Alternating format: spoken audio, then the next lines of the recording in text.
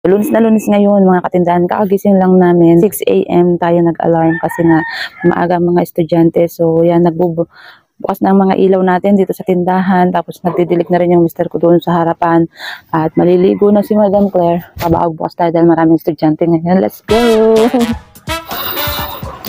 Ayan mga katindahan, ipon na kami dito ng pandilig. Ayan natin si Mister Madilig. Tapos, yan, nagwawalis. Wala pa masyadong estudyante, pero nagpe-prepare na tayo sa pagbubukas. Hi! Hi, vlog!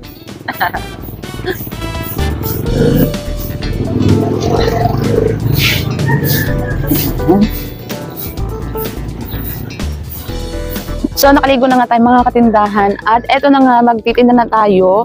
I-assist natin ang ating mga customer, ng ating mga suki, lalong-lalo na ating mga mahal na estudyante. Dahil naku, maaga pa lang yung mga yan magbibili. Meron na nga tayong mga estudyante, mga katindahan na bumibili. Yan, unang-una natin na bentahan ay face mask, 5 piso. O, diba? Benamalo. And then, ito namang naka-jacket, mga katindahan, ang binibili niya naman is yellow.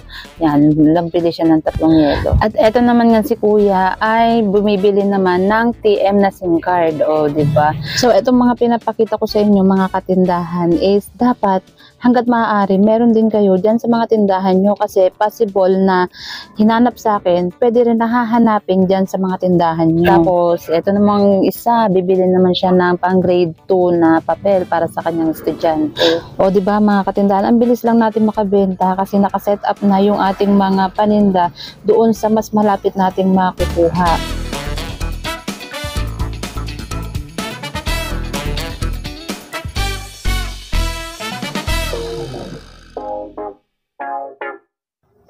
Ito namang isang customer natin mga katindahan ay estudyante rin na magki-claim naman siya ng GCash. So nagpadala sila ng GCash sa atin. Ang kagandahan nga ng maagang gumising mga katindahan at magbukas ng tindahan is yung mga ganitong mga estudyante, yung ibang mga nag-oopisina, ganyan. Sa atin sila nagtatransact kasi yung ibang mga nagpapa-GCash dito sa lugar natin is late nang nagbubukas yan. So tayo dahil early bird catches the worm. Ay, to. Pansin ninyo mga katindahan yung oras. Ito kasing kuha natin sa CCTV natin dito sa front. Ayan. So, 6:58 in the morning. O, diba? Kumbaga, alas 6 pa lang mga katindahan ay umaandar na yung ating hanap buhay. Diba? Kaya talagang mas maganda kung mas maaga tayo makakapagbukas ng ating mga tindahan. Shoutout nga pala kay Madam Rachel Hasim, Marites Ladimo, and Lloyd Lopez. So habang tayo ay nagbebenta sa ating mga estudyante, mga katindahan, meron tayo ditong mga nakarim na papel, 1/2, 1/4, 1/4.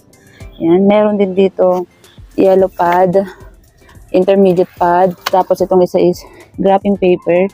Tapos kukuha pa tayo nung long na coupon band.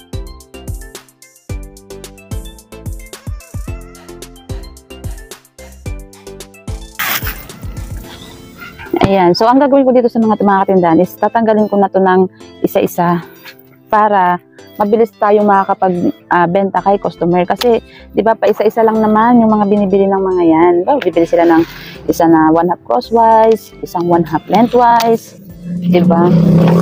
Isang 1/4, ganyan. Yan. Kaya naman, kailangan kasi talaga natin mga katindahan ng mabilis kumilos. Hindi tayo pwedeng palamya-lamya. Diba? Kasi para makarami tayo ng benta talaga. Ayan, kaya dito pa lang, ayan, make sure na namin talaga na sa ganitong simpleng pamamaraan is meron tayong active na nagagawa sa pagbebenta, diba? Yan. The more kasi na mabilis tayong kumilos, mabilis tayong mag-assist kay customer, the more na mas mawiwili talaga sila sa atin na bumili dahil walang kuskus balos. Bibili grade 1, abot lang ng abot, grade 1 na papel, lapis, ganyan. Ito kasi ang hassle nito mga katindahan kapag halimbawa, andyan na si customer, tapos doon pa tayo sa harapan niya magpupunit-punit ng ganito. Nako, pag natanggalan niya ng cover ito, pag natanggalan ito sa likod, choosy na yan, ayaw na nila yan, bilhin. Ang ginagawa ko, syempre, yung hindi nila kita na inaano natin siya, tinatanggal, kagaya ngayon, tinatanggal ko na. So, ginagawa ko mga katindahan, kapag ka merong natanggal na cardboard dito sa likod is, inuuna ko yan. Una ko yung ibibenta kay customer. Ubaga, yan yung nasa taas. Yan yung naka-first in sa atin. Para siya yung ma-first out, o diba? FIFO method. First in, first out. Siya yung una kong maibibenta. Kasi, tsaka itong mga katindahan, yung lagyanan nito is yung ako yung makakakuha. Nasa akin na yung power, nasa akin yung authority. Aroy. Ako yung mag-aabot sa kanila. Mahirap kasi yung nung nakaraan kasi, yan, nandyan nakalagay sa estante natin itong ating mga papel. Pero ngayon, nilipat ko na siya dito sa counter ko, dito sa malapit sa akin, para pag may bibili, abot na lang ng abot. Kasi yung iba, alam, hindi naman sa pag-ano natin na nakakainis, real talk, nakakainis. Yung ibang mga customer na, ang gagawin, pipiliin, bawa, yan na yung mga papel. Pipiliin niya na rin yung maayos. Pag may kaunting alikabok, hindi na nila bibilhin. Diba? Sila rin naman yung nagpukos ng alikabok ng mga paninda natin kasi minsan yung kamay nila, alam naman nila maalikabok. Ikakapit pa sa papel. Di syempre, yung alikabok ng mga daliri nila napunta na dito sa papel, hindi yun yung kukunin nila. Ang kukunin nila yung walang alikabok. O diba? Syempre, tayo naman yung mahihirapan mag-dispose ng pag ganun. Ano be? Ayun doon. Yan. Kita mo? Ayan mga katindahan, napilasan ako ng hagayan nito. Pero hindi naman siya dumiretso, nakadikit pa rin. So ito, una ko na itong ilalagay dyan sa ganyan. Para pag may bumili, siya yung una kong ma-dispose. O diba? Minsan meron talagang mga choosy na customer na pwede pong papalitan.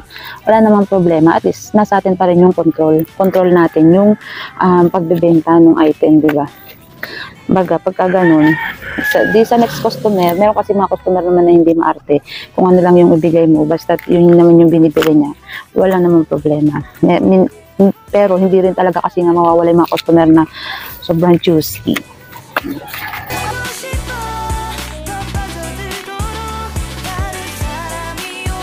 So ay mga katindahan, nandito nga tayo naman sa yellow pad at intermediate pad. So, etong mga katindahan yung talagang maselan.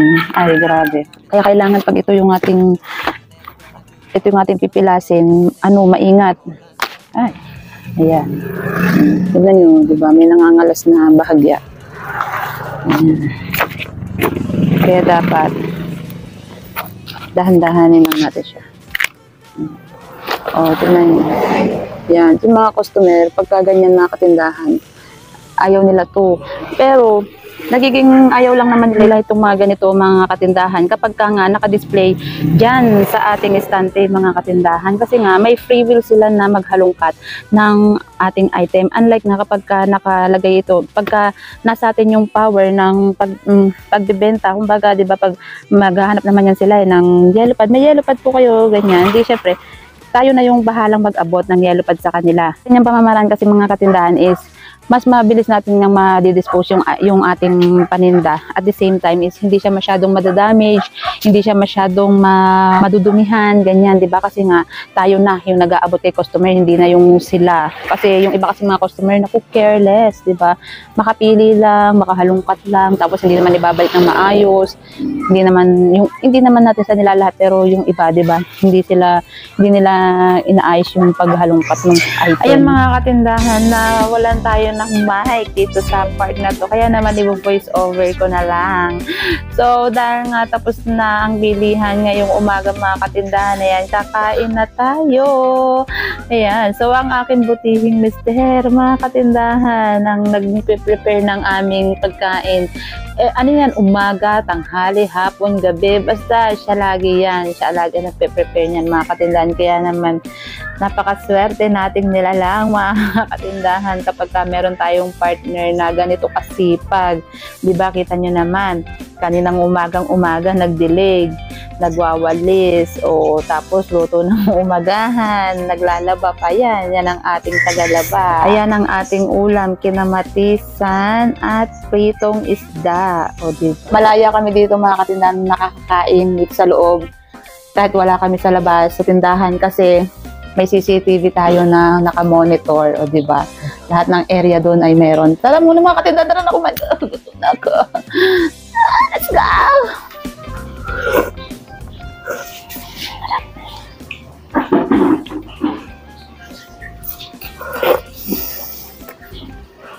Diba? Wala kaming tripod. Sabaw pa lang. So yan nga lang muna mga katindaan yung may share ko sa inyo for today's video. Maraming salamat sa inyong palaging panonood and happy selling! Happy Monday!